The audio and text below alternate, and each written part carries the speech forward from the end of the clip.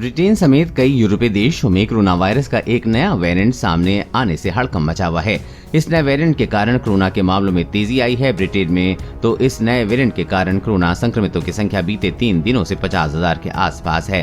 Corona महामारी की खत्म होती दिख रही जंग को इस नए वेरिएंट ने फिर से चुनौतीपूर्ण बना दिया है। ब्रिटेन और यूरोपीय देशों के बाद अब एशिया में भी कोरोना वायरस का ये नया वेरिएंट फैल रहा है। रूस और इजराइल में डेल्टा स्ट्रेन के एक सब वेरिएंट के मामले पता चले हैं। आइए जानते हैं क्या है मौजूदा कोरोना स्ट्रेन और कैसे ये कोरोना के डेल्टा वेरिएंट से अलग है।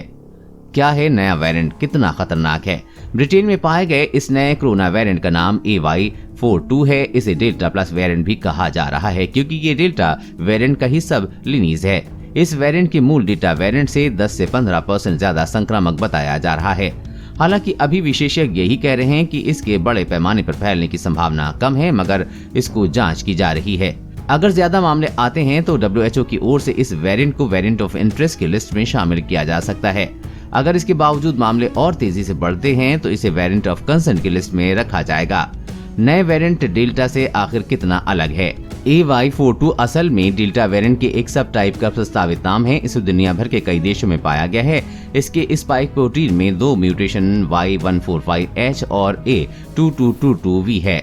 जुलाई 2021 में यूके के एक्सपर्ट ने AY42 की पहचान की है। एक अनुमान के मुताबिक इस नए सब टाइप की यूके के नए मामलों में 8-9% की हिस्सेदारी है। कोरोना वायरस का नया वेरिएंट अल्फा और डेल्टा वेरिएंट के मुकाबले में कम खतरनाक है। कहा जा रहा है कि कोरोना की ये महामारी की रफ्तार को ज्यादा प्रभावित नहीं करेगा। एक रिपोर्ट के अनुसार संक्रामक बीमारियों के विशेषज्ञ विलियम शॉफनर ने कहा है कि अभी दुनिया को कई सारे वेरिएंट देखने को मिलेंगे। उन्होंने कहा कि अब जो कुछ भी होगा वो डेल्टा से आएगा। कैसे करना होगा बचाव? कोविड-19 के किसी भी वेरिएंट से बचने का वही तरीका है, कोरोना टीके के दोनों डोज लें। कुछ देशों में नए वेरिएंट पर कंट्रोल के लिए बूस्टर डोज भी दिया जा रहा है। इसके अलावा कोविड समुचित व्यवहार बेहद जरूरी है, जैसे कि सैनिटाइजर का इस्तेमाल, शारीरिक दूरी बनाकर रखना, मास्क का इस्तेमाल, भीड़ भाड़ और तंग जगहों से जाने से बचना। हालांकि वैक्सीनेशन के बाद स्थितियां धीरे धीरे कंट्रोल में आ रही हैं, मगर अभी पूरी तरह से एहतियात बरतना होगा, तभी बचाव संभव है।